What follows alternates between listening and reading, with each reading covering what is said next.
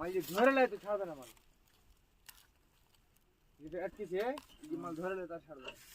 আর না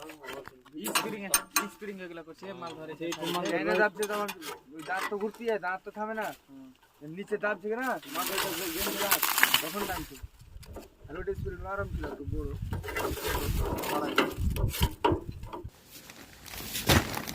ये देखो